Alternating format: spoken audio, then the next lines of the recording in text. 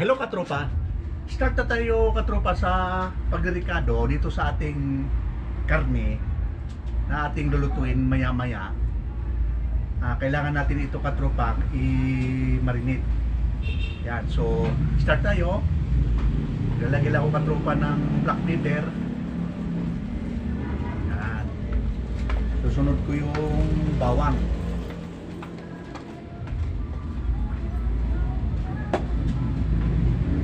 Bago aring seasoning katropa,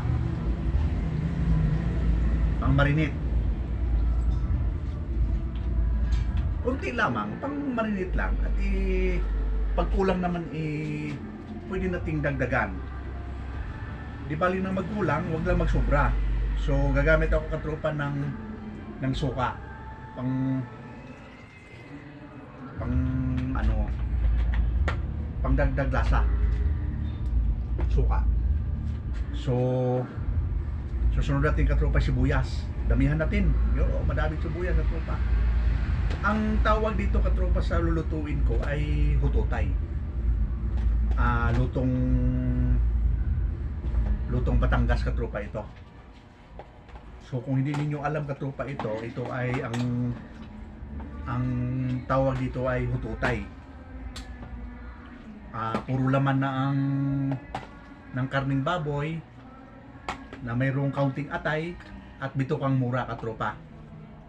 So atin lang halo-haloin para manuot ang lasa.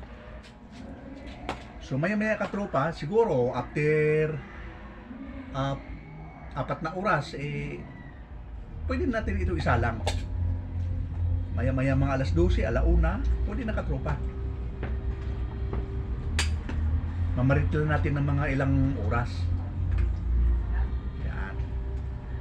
So ito yung mga gagamitin ko katropa. Meron tayong peanut butter at itong liver spread. Meron din tayong panggisa na star margarine. Yan. Gagamit din ako katropa ng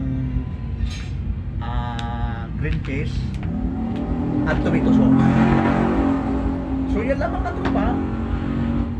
Ito ay imamarinate natin ng kaunting oras at maya-maya ay pwede natin itong lulutuin. So yan lang.